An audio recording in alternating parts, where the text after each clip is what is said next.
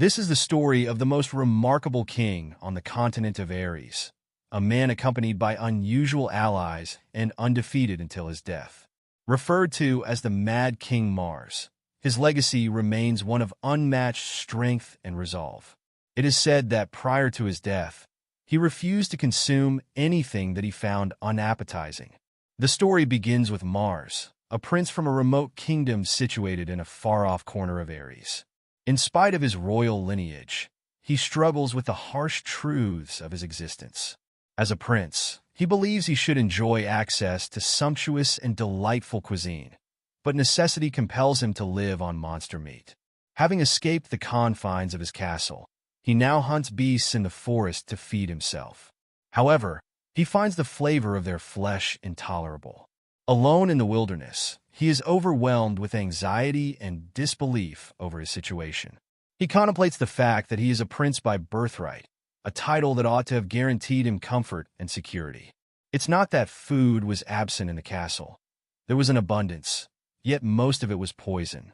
His realm is afflicted by corruption, with the tyrannical Prime Minister Gamalias dominating the court. Seen as a hindrance by those in power, he has become a target for assassination. His existence dangles precariously, and the very food meant to sustain him has turned into a means of his downfall. As he gazes at the unappealing monster meat in front of him, he struggles with the need to eat it to survive. He ponders how much longer he will have to bear this bleak reality. Just as he begins to consume it, he is taken aback by the sudden arrival of a girl behind him. She brandishes a sword and strides toward him with an air of confidence, asserting that he should become her student.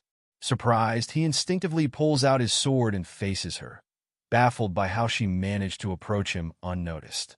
A blend of anxiety and irritation washes over him, but he exhales deeply as he regains his composure. She remains unfazed by his response, stating that he has the qualities required to be her successor. She insists that there is still much he can learn and asserts that he is deserving of inheriting her sword.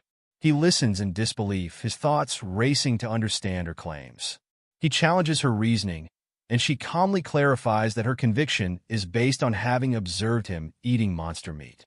This revelation leaves him speechless, and he demands an explanation, uncertain of how she has come to such a conclusion. The two eventually find a spot by a fire, and she starts to share her insights. She mentions that consuming monster meat, despite its repulsive and toxic nature, has special qualities. With time, it enables humans to inherit the strength of the monsters they eat. This transformation is gradual and challenging, but it is effective.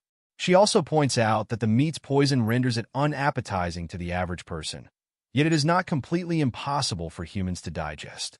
He listens intently, his eyes wide, struggling to grasp her revelations. He confesses that he originally found the meat unbearable and had been sick multiple times. However, he shares that the monster meat is less toxic than the meals provided in his castle, which had previously resulted in the death of the poison tester. She is startled by this revelation and urges him to clarify his statement. In reply, he recounts his traumatic past. He recounts his time as a monarch, the grief over his mother's death, and his father's failure to keep him safe despite holding the crown. The intense rivalry for succession made him a prime target, leading to frequent assassination attempts. The meals he received were often tainted with poison, transforming every dining experience into a possible fatal event. As he reflects on these painful memories, an overwhelming sense of sadness engulfs him. She, intrigued by how he manages to survive now, inquires whether he resorts to consuming monster meat to escape the poisonous offerings at the castle. She cautions him that that meat carries its own risks, but he confidently tells her he can handle it. Even though the flavor is dreadful, he claims that the meat no longer poses a major threat to him. Regardless of his reassurances, she appears indifferent to his situation, which leaves him feeling disheartened. He interprets her lack of sympathy as impolite, yet he starts to suspect that she could assist him in unexpected ways. She comments that she had anticipated him to be more remarkable, but his anxiety about poison indicates that he still has a lot to learn. Without elaborating, she presents him with an unusual ring. He stares at the object in astonishment, noting its sinister look. He expresses his gratitude cautiously, but he can't shake off the feeling of discomfort. A flood of questions fills his mind as he ponders why she has handed him this item and what her true motives could be. She introduces herself as Cassandra, and her name instantly leaves an impression on him. A wave of fear washes over him as he recalls the stories of the Red Demon Sword Saint, a warrior famous for her brutality and unparalleled combat skills. He nervously inquires if she is the same Cassandra, and she confirms the title, though with contempt.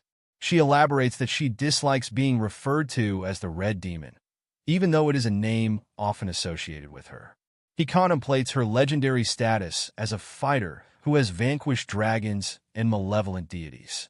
Upon inspecting the ring, he deduces that it must be a potent magical artifact. With hesitation, he slides it onto his finger. Almost instantly, she tells him that donning the ring signifies the start of his training. She cautions him that the ring harbors poison and that he must master it if he hopes to live. This revelation terrifies him, yet she remains indifferent.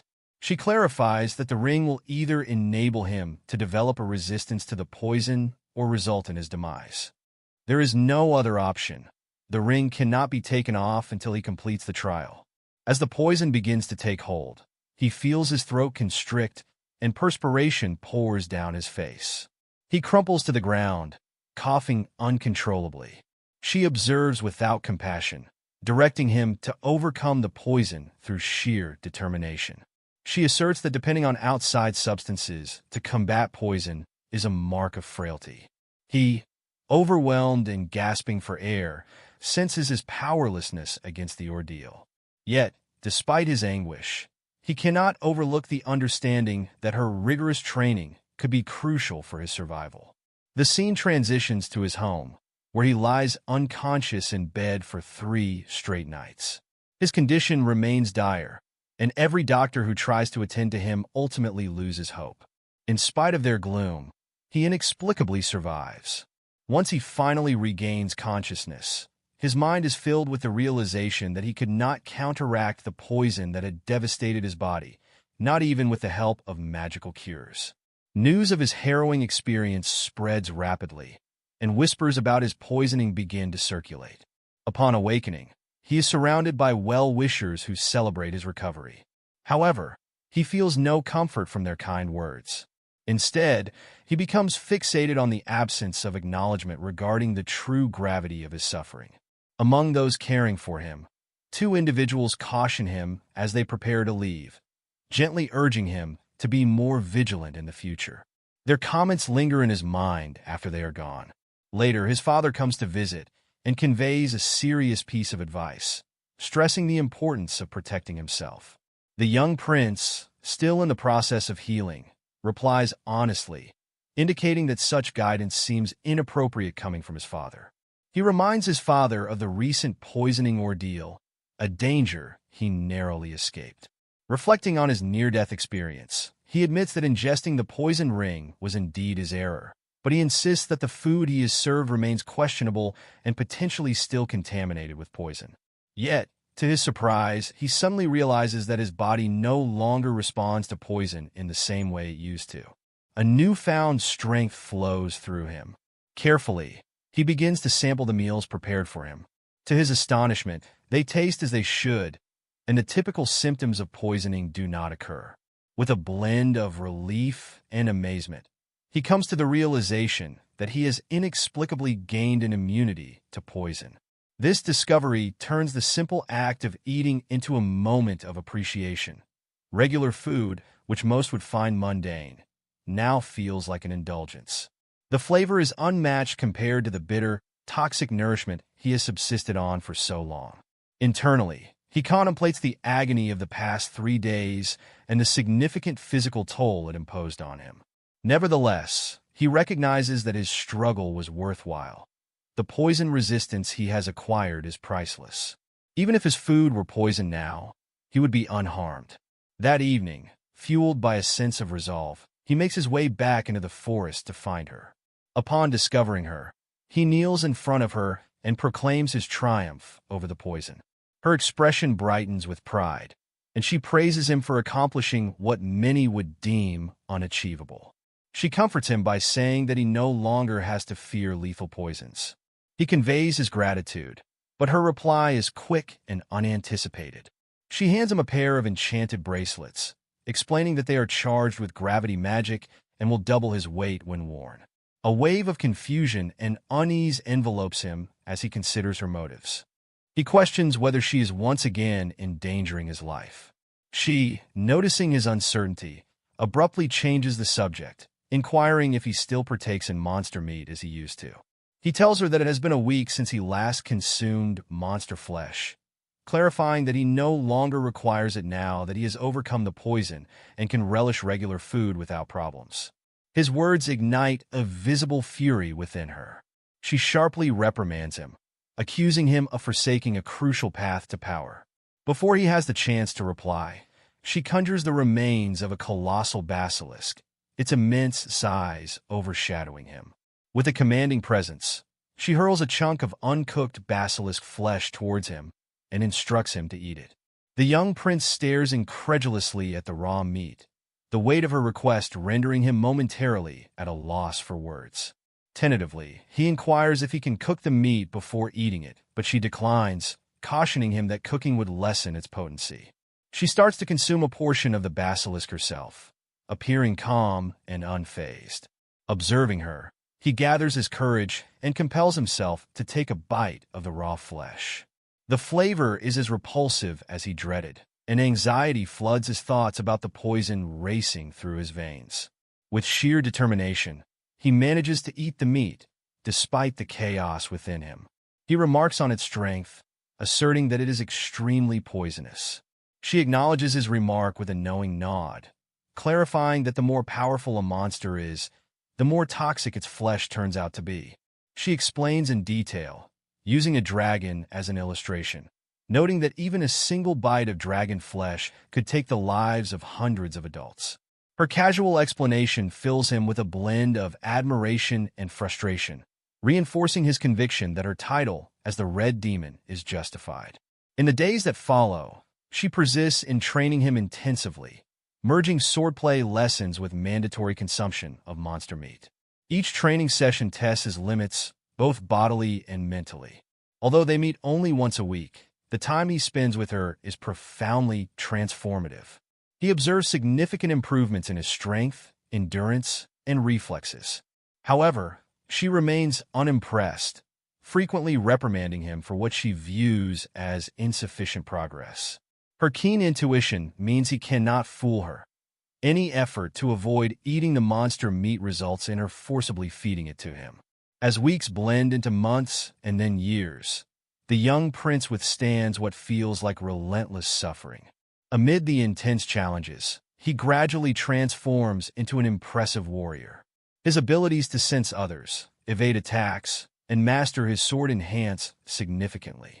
Although her techniques are tough, her instruction proves crucial, and her skill in presenting him with progressively tougher monsters guarantees his ongoing growth. After 3 years, the prince emerges as a fighter of remarkable ability and toughness. One day, he encounters a wyvern, a beast he would have once deemed invincible. With one precise blow, he vanquishes the monster and takes its flesh as a trophy. As he contemplates his path, he understands that her harsh training has shaped him into someone equipped to endure the most dangerous circumstances. She, witnessing his achievement, voices her pride in his development and asserts that she has nothing more to impart. Before leaving, she issues a stern caution. Should their paths intersect again and she discovers that he has abandoned his training, she will not hesitate to end his life. Her words strike a chord within him, and as she fades into the darkness, the prince experiences a deep gratitude for the challenges she presented. He vows to pursue his training further, not only to pay tribute to her lessons, but also to secure his safety in a world rife with assassins, beasts, and deceit. The meeting with her, which started as a desperate struggle for survival, has fundamentally altered the trajectory of his life, equipping him for the conflicts that lies ahead.